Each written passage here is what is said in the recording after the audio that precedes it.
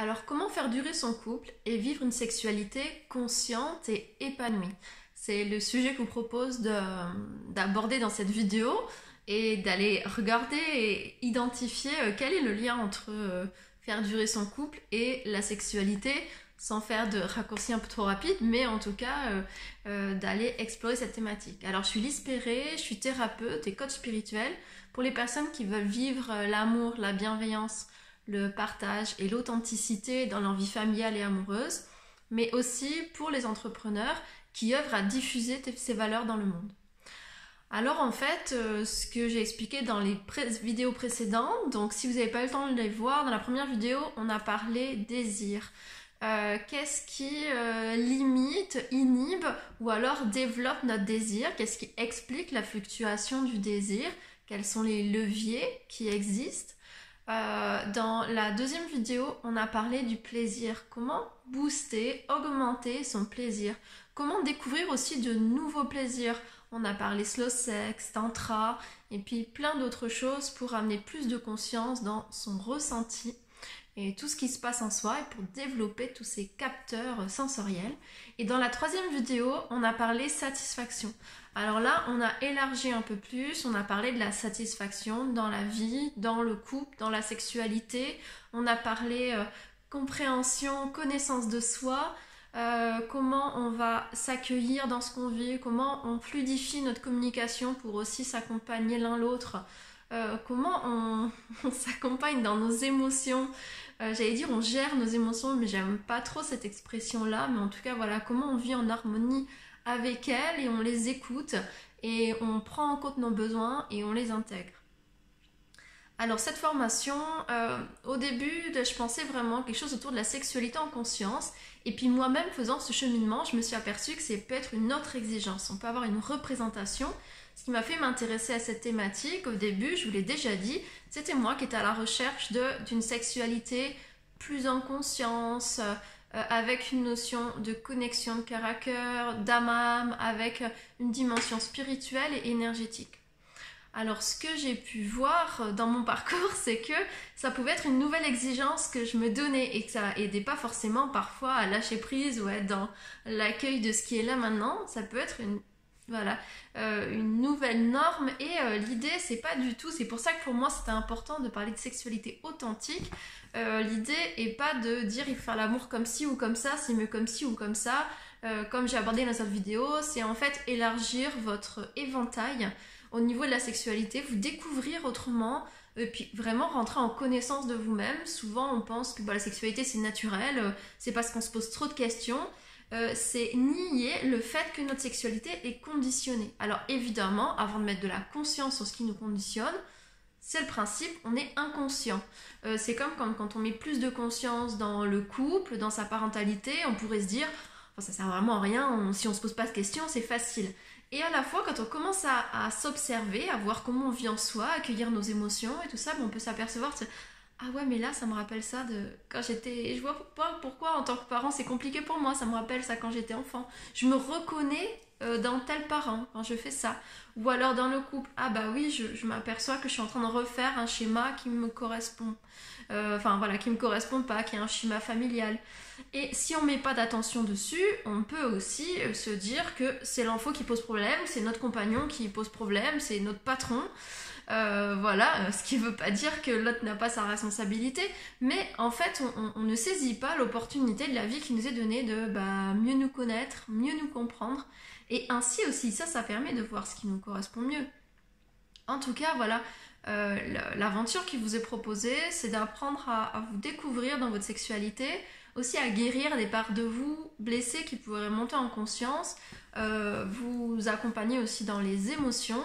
C'est pour ça que je suis vraiment allée chercher des experts de cette thématique. Donc j'ai eu mon cheminement, mais voilà, c'était important pour moi de bien m'entourer, parce que je voyais que c'était quelque chose qui revenait assez souvent, cette thématique du couple et de la sexualité. Et parce qu'en effet, moi à la base, mon prisme premier, ça a été la parentalité. Et je voyais trop souvent les gens qui s'arrêtaient à la thématique de la parentalité, et ça me paraissait évident que parfois ça coinçait au niveau du couple ou au niveau de l'activité professionnelle ou pas suffisamment de plaisir dans sa vie. J'ai déjà abordé ça dans certaines vidéos, voilà. Mais comme je sais pas si tout le monde regardera bien tout, donc je préfère reprendre certains éléments. Et donc voilà, c'est vrai que bah en fait j'aime bien prendre la personne, on parle de l'être, de l'être en entier, dans toutes les dimensions de la vie. Du coup pour moi c'était important de comme comprendre tout ce qu'il y a autour, tirer tous les fils. Et en fait donc c'est pour ça que je suis allée chercher une animatrice tantra, Nelly Germain, qui est fondatrice de Tantra Sud-Ouest, qui anime de très nombreux stages voilà, depuis plusieurs années et qui accompagne les gens dans un vrai processus de transformation intérieure. À la base, ma volonté, c'était vraiment que j'ai découvert que ça le faisait. Je me suis dit, ah, c'est vraiment génial, Nelly, je voudrais vraiment qu'on partage ça en vidéo, notamment parce que je fais partie des personnes qui voudraient participer à ce genre de stage, mais pour moi, c'est compliqué. Je voudrais faire ça dans l'intimité avec mon compagnon. Donc du coup, c'est vrai que c'était un peu ça. Je me suis dit, bah, il y a sûrement d'autres personnes comme moi, en fait. Parce que j'avais bien lu des livres sur le sujet, mais ça me paraissait pas suffisant, parce que je voyais pas comment mettre une synchronicité avec mon partenaire. Parce que ça arrivait que je lisais un livre, je disais c'est super, mais s'il le lisait 4 mois après, bah moi j'étais plus dedans, je savais plus trop ce qu'il y avait, et je voyais un manque de synchronicité, et c'est vrai qu'à ce moment-là, je me suis dit, ça serait quoi l'idéal pour moi? Bah l'idéal pour moi, ça serait pas faire un stage tantra avec des inconnus, ça serait faire ça chez moi, dans mon cocon, en sécurité. Alors on l'a dit dans cette vidéo, la sécurité une des bases de l'épanouissement, du plaisir, de désir, de plein de choses. Et donc du coup, bah, pour moi, la sécurité, c'était être chez moi, juste avec mon partenaire. Et c'est vrai que je me suis dit, bah, l'idéal par rapport à un livre, je vois qu'il y a des exercices proposés, mais ça serait déjà, moi je suis assez visuelle, donc qu'on puisse voir certaines choses, et puis aussi que ça soit expliqué en même temps à moi et mon partenaire. Je sais pas si certains d'entre vous l'ont déjà vécu, cette situation où nous, on apprend quelque chose et on le partage hyper enthousiaste à notre partenaire. Et en fait, bah, l'autre, s'il n'a pas intérieurement pour le moment cette quête-là, il peut avoir l'impression soit qu'on lui donne de l'information dont il n'a pas besoin, soit qu'on lui donne une nouvelle exigence, ou simplement ça ne l'intéresse pas si c'est pas le moment. Et puis en plus, ça nous pose en position de celui qui sait et celui qui transmet. Et parfois, ça crée pas, c'est pas forcément positif dans une relation égalitaire. Moi, j'aime bien le fait de, quand on transmet, bah, ça ne met pas dans la même position intérieure. J'aimais ce truc de partir à la découverte ensemble, de vraiment partir bah, tous les deux d'un couple qui se dit, bah oui, pourquoi pas cheminer sur cette thématique de la sexualité, et puis on va regarder ensemble. Et je me suis dit, bah, ça serait chouette parce que, donc je vais réfléchir, mais ça pourrait être des petites vidéos, comme ça le soir, au lieu de regarder un film, même si une fois tous les 15 jours, bah, on regarde une petite vidéo, ou alors une fois de temps en temps, on regarde plusieurs vidéos d'un coup et on fait les exercices proposés. Que ça pourrait être, c'est vrai que on parle du quotidien et de la routine, bon bah je me suis dit, bah voilà, ça peut être une fois tous les 15 jours, le couple il l'investisse dans son couple, dans son intimité, bah regarder des vidéos, faire les exercices, ça peut être quelque chose qui change la routine du quotidien. Puis je me suis dit au final, en fait c'est bien aussi parce que peut-être si quelqu'un commence tout seul, son partenaire est peut-être pas ultra motivé, bah c'est quelque chose qu'on a en ligne, qu'on a vu, on peut peut-être sélectionner certaines de vidéos qui nous semblent intéressantes en expliquant dès le début, tiens en fait je suis une formation, un programme en ligne, est-ce que ça dit de regarder telle vidéo avec moi, elle m'a bien plu, j'aimerais bien la revoir. Bon voilà, je me suis dit qu'il y avait plein de façons d'inventer une façon d'investir dans son couple. Et voilà, et donc pour en revenir à quand je suis allée voir Nelly, et puis elle me dit oui, bah, il y a des choses, le tantra c'est expérientiel, il y a des choses qui pourront se transmettre et des choses qui pourront pas se transmettre. Et du coup on a vraiment travaillé ensemble sur c'est quoi le meilleur qu'on peut transmettre en vidéo, à distance, et c'est vrai que bah, c'était vraiment important pour nous de mettre toutes les bases relationnelles, communication, enfin, je vais dire communicationnelles, c'est un peu la même chose, mais bon, de communication, de connaissance de soi, de conscience de soi. Alors, conscience de soi, on en a déjà parlé, que ce soit nos pensées, nos émotions, ou ce qui se passe à l'intérieur de notre corps. Vraiment, toutes les bases, et puis aussi des exercices pour pratiquer des exercices qui vont amener justement à cette conscience de soi. Le tantra, c'est souvent vu comme on voit juste la notion sexualité, quelque chose un peu justement hors sexualité.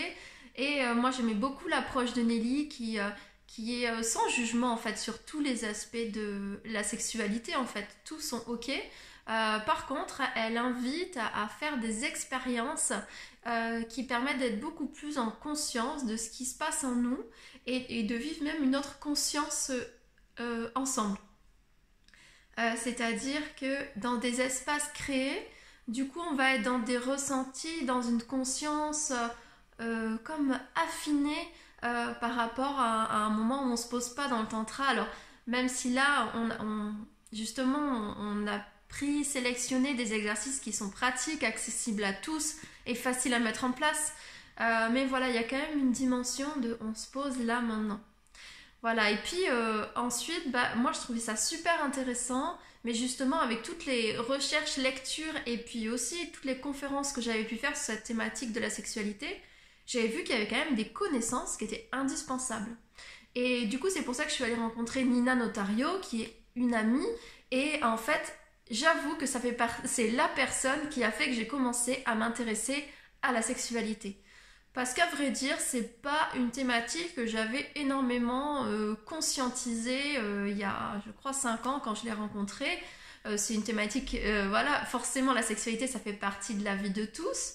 Et à la fois, je m'étais pas posé la question. Je trouve que c'est ce mot qu'elle utilise, Nina, c'est génératrice de conscience. Et je trouve elle a un peu dans cette énergie, quelque chose où au début on se pose pas trop la question. Et puis de se dire, ah waouh, il y a tout ça. Et elle travaille souvent sur la conscience et la connaissance. Donc vraiment, j'avais vraiment envie qu'elle vienne avec cette énergie pratico-pratique de comment ça fonctionne, la sexualité, comment ça fonctionne nos organes, la partie anatomique, mais aussi la partie physiologique, c'est tout ce qui est fonctionnement hormonal, enfin voilà, intérieur, mais aussi on parle émotionnel, enfin vraiment les besoins de base. Parce que c'est important aussi d'avoir ces connaissances théoriques, savoir où on va, c'est pas n'importe comment. J'aime les choses aussi qui sont appuyées sur des recherches scientifiques, enfin voilà, qui n'est pas qu'une approche spirituelle. Et voilà, et je pense que voilà, certains, parfois on pense avoir des connaissances, et on en a aussi parfois, mais c'est passionnant de voir tout ce qui il peut être lié à la sexualité. Et aussi malheureusement les fausses croyances qu'on peut avoir, et il y en a beaucoup, et certaines sont conscientes mais beaucoup sont inconscientes, parce que comme en plus c'est un sujet qui a longtemps été tabou, voilà, il y a le fait que on n'a pas conscience. Alors quand on parle justement de mettre plus en conscience les choses, on va apprendre à analyser les pensées, donc pour voir tout ce qui est les croyances, les schémas et tout ça. On va prendre les émotions, voir s'il y a des charges émotionnelles qui ont été cristallisées autour d'une expérience difficile. Et puis il y a aussi tout ce que nous dit notre corps. Donc là, c'est pareil, qui peut être une réaction à ces deux choses précédentes, ou alors dans notre corps, on a cristallisé aussi quelque chose dû à une expérience ou une situation qui nous rappelle autre chose, ou simplement quelque chose qui ne nous appartient pas mais qui appartient à la famille. Et donc voilà, je trouvais ça vraiment intéressant. Et puis Nina, elle est thérapeute psychocorporelle, et justement elle a cette approche de tout ce qui est mémoire et les blessures, et vraiment j'ai été étonnée, j'avoue, de voir tout ce qui est lié, toute la richesse de cette thématique là, autant dans la relation à soi que dans la relation à l'autre, vraiment. Et c'est là où Yannick est venu amener quelque chose de vraiment lié à donc il est coach, donc il a vraiment cette connaissance de l'humain, de la connaissance de mes émotions, comment je vis avec mes émotions, comment je vis avec l'autre dans ma communication pour exprimer mes émotions, comment je l'écoute, et puis tout ça adapté au couple, à l'amour, tout ce qui peut se reporter en fait, justement les thématiques de sortie de zone de confort. Oui, parce que en fait la zone de confort, c'est ce à quoi on est habitué, et puis parfois c'est confortable et parfois c'est inconfortable. Et pourtant on pourrait dire oui, là dans ma sexualité je sens que j'ai des blocages, donc il y a tout qui me pousse à me dire sors de ces blocages. Et pourtant dès qu'on en sort un peu, c'est inconfortable, on se sent un peu bloqué. Et pourquoi? Parce qu'on sort de zone de confort. Et peut-être qu'il y a certains moments, il y a un exercice qui va vous être proposé et vous sentez que ça se bloque. Et pourtant, il y a quelque chose qui dit ça va être bon là. C'est important d'être dans cette conscience que c'est normal en fait.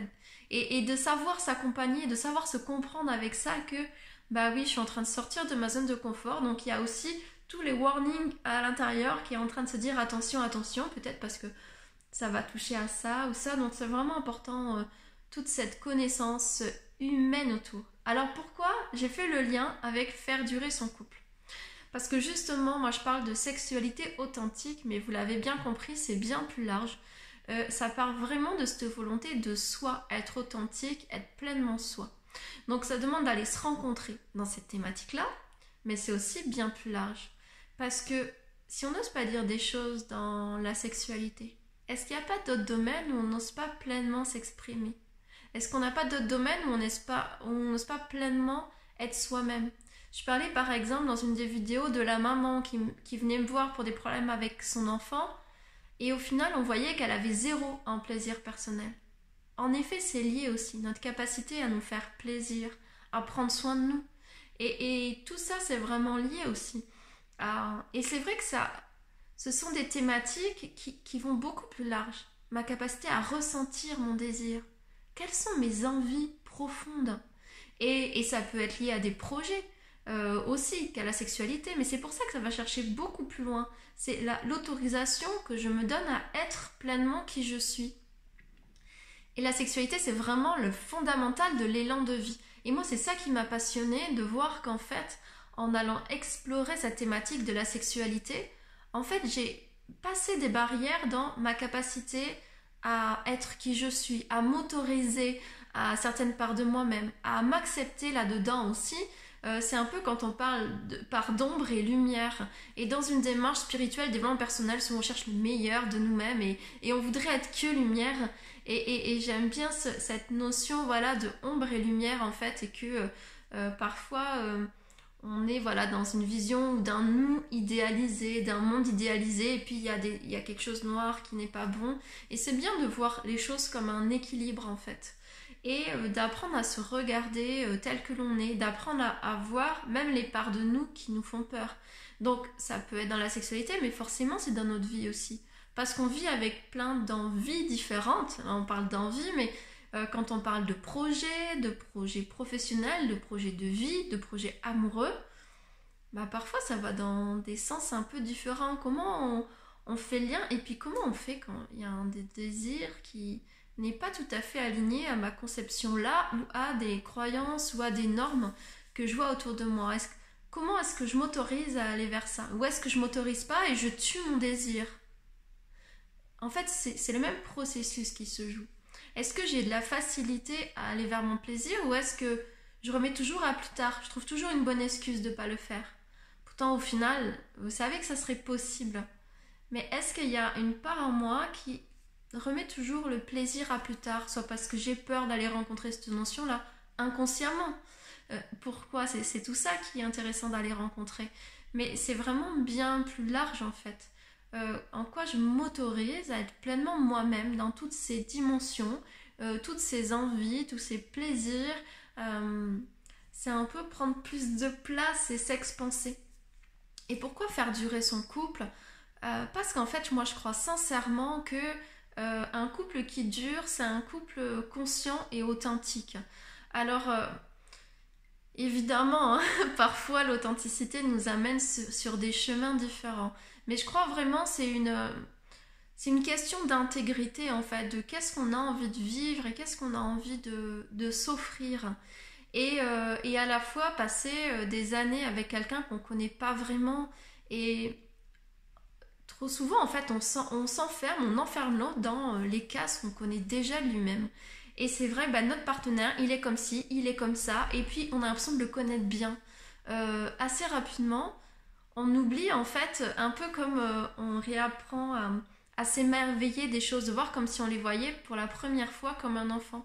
Et ça me fait penser voilà, à certaines méditations de pleine conscience où on apprend à regarder les choses, tout ce qu'il y a autour de nous, sans juger, comme si c'était la première fois qu'on les voyait, simplement dans l'expérience. Bah, je pense que c'est vraiment important. Alors, dans le sens qui dure, mais garder le vivant en fait, faire durer le vivant. Parce qu'après, un couple mort, bah, on en a plein d'exemples, même nous-mêmes dans nos lignées, des couples qui restent ensemble, mais il n'y a rien de vivant ni d'ouvert dans le cœur. Bon, là, c'est plutôt comment on fait tenir cette notion d'être ouvert l'un à l'autre, de faire circuler l'amour, de s'accueillir dans ce qu'on vit vraiment, d'être. Enfin, j'aime bien ces mots du couple conscient. C'est pas un couple idéalisé où on n'est pas là. Un couple, ça devrait être comme ça, un couple fantasmé, et puis on n'y arrive pas, on va être frustré de ce qui correspond pas. Non, on est ensemble parce qu'en fait, on s'aime et qu'on est là maintenant et qu'on fait ce choix-là. Et à la fois, qu'est-ce qui se passe maintenant? Qu'est-ce qu'on vit? Comment on est là pour soi, pour l'autre? Et puis en plus, quand on devient parent et tout ça, ça demande encore plus de conscience, de prendre soin de soi-même. Déjà, c'est nécessaire. Et prendre soin de son couple. Donc pour moi, c'est vraiment des clés de réussite, surtout que la sexualité, c'est en effet un espace de communication, mais c'est aussi un espace de ressourcement. Alors, je l'ai dit dans la première vidéo, je parlais de la sexualité qui était parfois utilisée pour décharger des tensions et des choses qu'on se transmet l'un à l'autre. Et voilà, plus dans quelque chose de pulsionnel. Alors, je vous l'ai déjà dit, c'est pas une question de juger telle ou telle sexualité. En fait, c'est toujours suivant une question d'instant. Et dans l'instant présent, bah, c'est aussi accepter qu'à un moment c'est comme ça, à un moment c'est comme ça. Mais à la fois, il y a le qu'est-ce qu'on veut nourrir dans la sexualité. Parce qu'après, quelque chose aussi de très mécanique et décharge, c'est aussi possible de l'avoir avec soi-même. On n'est pas obligé d'utiliser notre partenaire pour ça. C'est aussi ça, la responsabilité personnelle. Et du coup, de voir bah, quand est-ce que il y a une vraie envie de partage. Et comment on a envie de le partager, c'est vraiment inventer et réinventer l'amour constamment. Et je trouve ça une belle opportunité quand on vit des difficultés, de voir comment on peut réinventer son couple, aller se rencontrer encore plus profondément, intimement.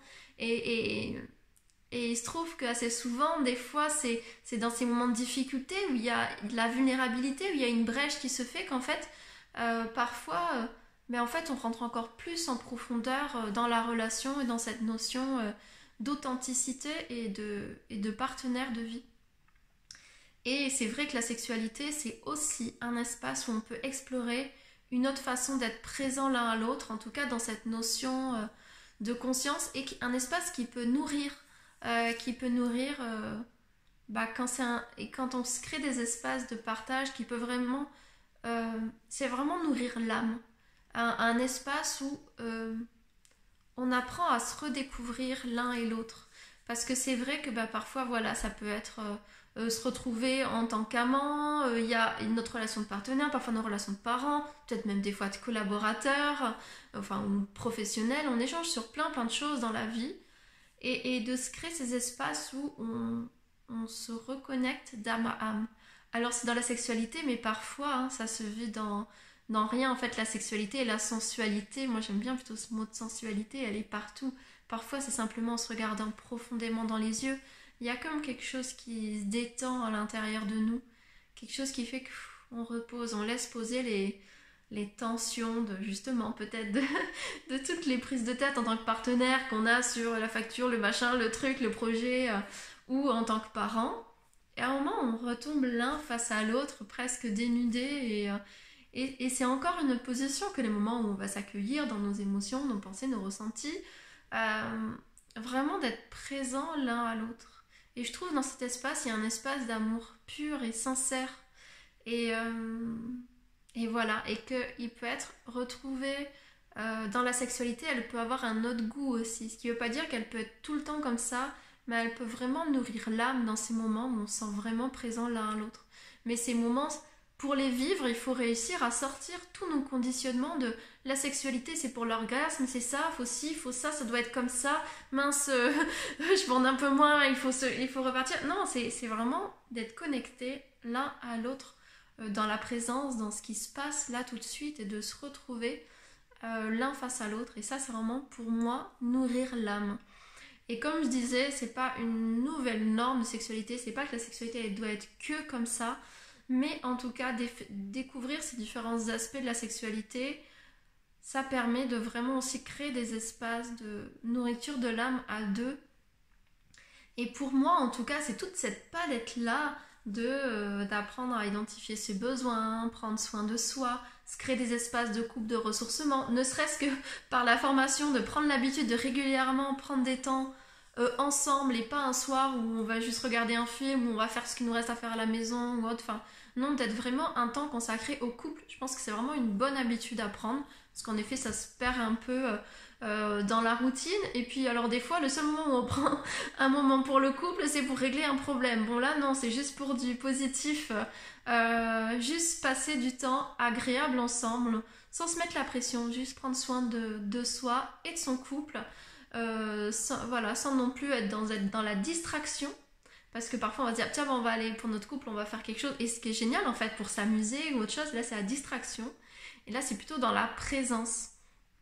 Donc voilà, et je trouve qu'en fait c'est comme tous ces volumes en fait, je vois vraiment comme du relief qui peut permettre de vivre une relation riche, et dans le sens où je dis faire durer son couple, c'est qu'en fait ça permet c'est comme de vivre la vie tout simplement. Quand on parle de vivre ensemble, c'est pas l'autre qui soit comme ci, l'autre qui soit comme ça, c'est vraiment à la fois s'engager dans une volonté de relation, et vivre ensemble avec ce qui est là, sans chercher que ce soit comme ci ou comme ça ou autrement. Et apprendre à plus on apprend à accepter, à vivre les choses et en présence de ce qui se passe, plus en fait on laisse libre la possibilité du mouvement, de l'élan de vie, de se reprendre et de se recréer naturellement. Et ce qui compte pour moi, là, c'est voir comment on garde du vivant dans sa relation. Donc évidemment, ça passe par, comme on disait dans le module de cette section, par tous les domaines de sa vie en fait. Comment je mets du vivant en moi. Et je crois qu'en fait, je trouve que, en tout cas, ce que j'ai pu observer dans le concret, c'est un des bénéfices secondaires qui n'est pas à minimiser, c'est vraiment remettre du vivant en soi, que ce soit pour ses envies, pour ce qui nous plaît, pour nos projets, et cette capacité à recontacter sa puissance, parce que ça a à voir aussi avec habiter son bassin, et oui, en effet, c'est vraiment là que se loge l'élan de vie, et l'élan qui va aller de l'intérieur à l'extérieur. Mais plus quelque chose où, comme dans nos idées, on prend quelque chose et puis on voit comment je vais l'appliquer.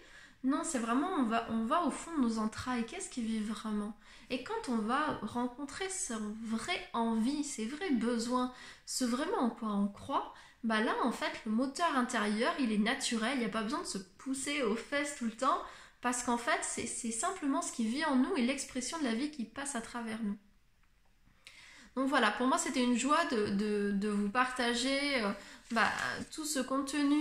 J'espère que du coup ça vous aura apporté.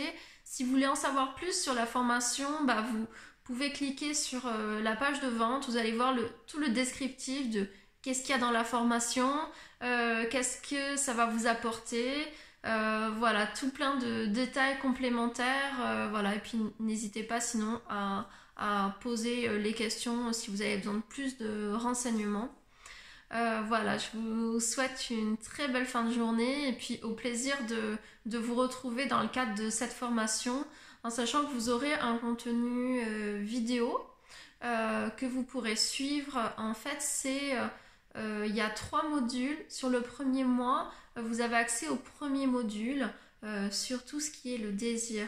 Et ensuite, vous avez accès au bout d'un mois sur la suite de la formation. On va parler plaisir et satisfaction, qui sont 2 autres modules différents. Moi, à cette formation, j'offre un coaching en complément, parce qu'en fait, ce que j'ai pu voir, c'est que certaines personnes, c'est quelque chose que j'ai rajouté après, c'est vraiment passionnant ce qui est proposé, il y a plein de choses, mais il arrive que parfois on se retrouve face à une difficulté peut-être émotionnelle, il y a quelque chose qui coince et on ne sait pas pourquoi. Il y a quelque chose qui fait que, alors j'ai parlé de tout ce qui inconsciemment peut nous empêcher d'aller vers quelque chose qui est bon pour nous, et j'ai pu voir qu'il y avait certaines personnes qui, au cours de la formation, avaient besoin d'un petit déblocage pour continuer. Donc voilà, pour moi c'est important, c'est pour ça qu'il y a ce premier mois où vraiment je vous invite à le faire en autonomie, prendre toutes les bases et ensuite à tout moment, voilà, vous pouvez demander vos coachings ou bah, si vous sentez qu'il y a quelque chose qui bloque ou simplement vous avez besoin de poser voilà, tout ce qui a vécu à l'intérieur de vous, bah voilà, vous me contactez et puis comme ça, bah, on peut voir qu'est-ce qui peut être, comment on peut aller voir ça. Alors des fois je dis débloquer, mais souvent c'est simplement aller voir qu'est-ce qui se passe là. Qu'est-ce que ça bouge en toi? En quoi c'est difficile? Voilà, parce que bah, contacter son corps, parfois c'est pas facile s'il y a quelque chose qui vient dire ah, il y a que c'est dangereux. Donc voilà, comme pour moi c'est vraiment important que les gens puissent ne pas rester bloqués dans une situation. Voilà, c'est ce que j'avais envie de vous offrir et vous proposer. Je vous souhaite une très belle fin de journée et puis à bientôt.